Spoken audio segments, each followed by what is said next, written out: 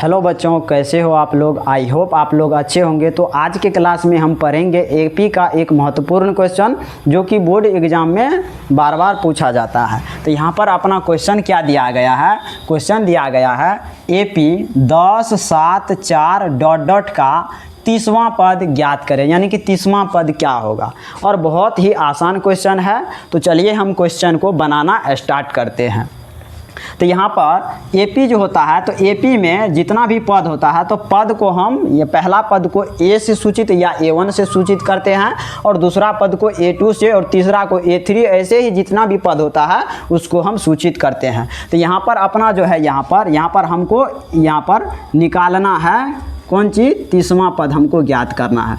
तो यहाँ पर अपना ए का मान यानी कि प्रथम पद कितना दिया गया है। प्रथम पद बोले तो ए अपना कितना दिया गया है 10, ए अपना दिया गया है 10। और इससे हमको क्या ज्ञात करना पड़ेगा, यहाँ पर हमको डी ज्ञात करना पड़ेगा। तो ये अपना हो गया पहला पद यानी कि प्रथम पद ए1, ये हो गया ए2 और ये हो गया ए3। और हमको निकालना है यानी कि 30वां पद ज्ञात करने के लिए आपको ए और डी का ज़रूरत यानी कि आवश्यकता होता है। तो ए और डी आप यहाँ पर पहले पता कीजिए और उसके बाद हम 30वां पद आराम से ज्ञात कर सकते हैं।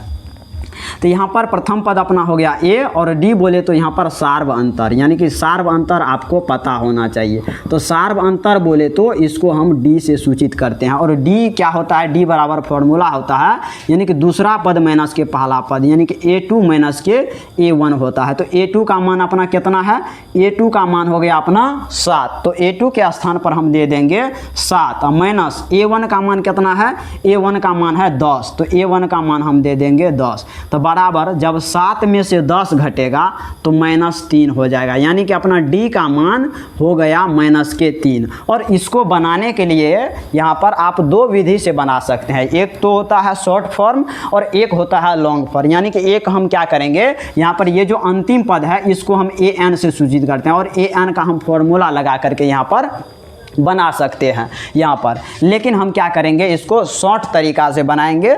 यहाँ पर अपना जो 30वां पद हमको निकालना है, तो 30वां पद यानी कि प्रत्येक पद को हम, यानी कि अगर तीसरा पद पहला पद है तो ए1, दूसरा है तो ए2, तीसरा पद है तो ए3, वैसे ही 30वां है तो हमको ए30 ज्ञात करना है। तो ए30 बराबर हम क्या लिखते हैं, ए30 बराबर यहाँ पर हम लिखेंगे ए प्लस के 29 डी, यानी कि एक कम करके हम क्या करेंगे, डी लगा देंगे। यहाँ पर ए30 का फॉर्मूला होता है ए प्लस के 29 डी। तो बराबर यहाँ पर अपना ए का मान कितना है, ए का मान है 10। तो ए के स्थान पर देंगे 10 प्लस 29 इंटू डी का मान कितना है, अपना डी का मान है -3। तो डी के स्थान पर हम दे देंगे -3। बराबर ये हो जाएगा यहाँ पर 10 प्लस, यहाँ पर सबसे पहले हम कोष्ठ का क्रिया करेंगे। तो प्लस गुना माइनस बराबर हो जाएगा माइनस, और 29 को 3 से जब गुना करेंगे तो 9 तिया 27 के साथ हासिल हो गया 2, और 3 दूनी 6, 2 हो गया 8।